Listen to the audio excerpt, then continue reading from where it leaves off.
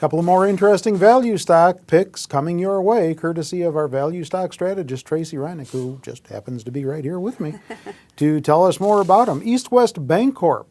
Yes. East West and all around the town. No, I'm sorry.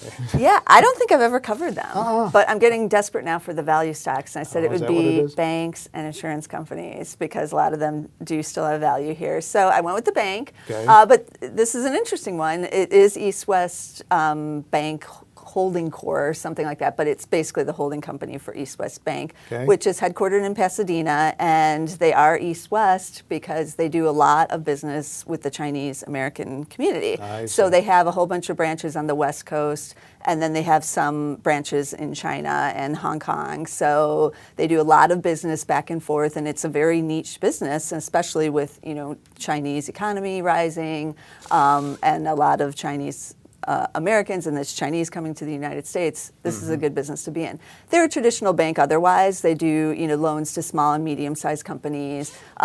They have about $23 billion in assets, so they're not real small, but they don't do investment banking and stuff we associate with like the big mega banks. Yeah. So they had an interesting quarter. They saw loan growth increase by about 9%, which I think surprised the analysts. And they're seeing better in the real estate area, and California is rebounding, which is where a lot of their business is.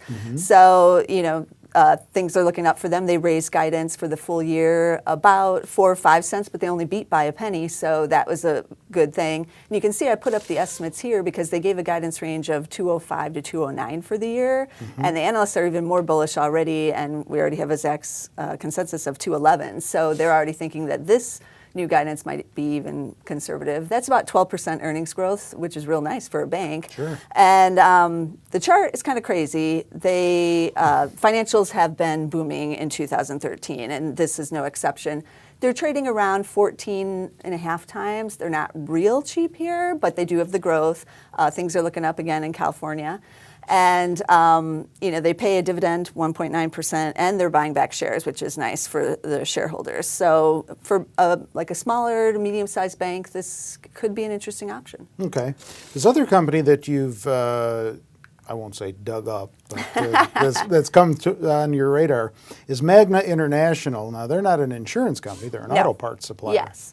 And I covered them a couple months ago after they reported first quarter, but before we found out second quarter. And now they just reported second quarter, and it was really a great quarter. The auto parts companies are, booming now because they're selling a ton of cars, the automakers. And these guys make like the chassis, the interiors, some roofing. So they make like the big components of the cars. They have all the automakers are their customers. They're worldwide. They have operations in like 29 countries, headquartered in Canada, actually. So it's not in Detroit.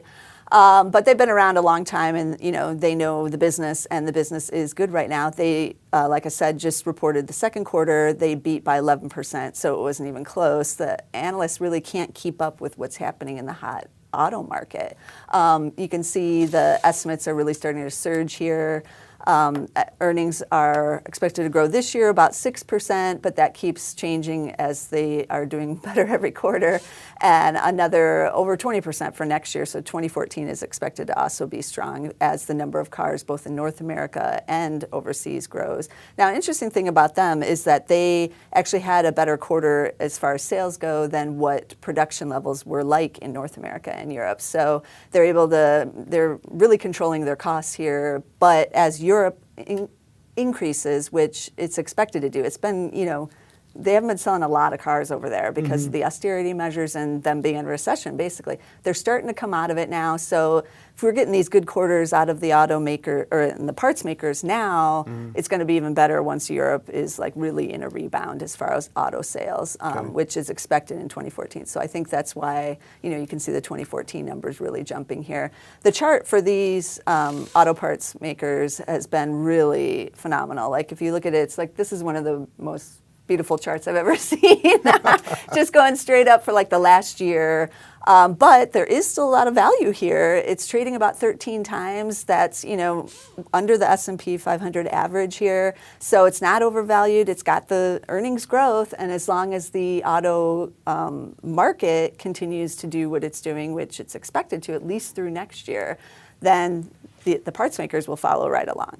So charts are what's exciting you lately. It is, and for a value person, That's what it's come I don't to, get huh? it very often. Yeah, exactly. So, you got to take it while you can find it. All right. Well, do you own either of these two? I do not, but the value investor does own Magna. Okay, great. Well, check out other stock picks and stock picking strategies. And if you want to know where, just go to Zacks.com. That's our website. If you're not there already watching this video, get on over and check often because they change often. With Tracey, I'm Terry Ruffalo.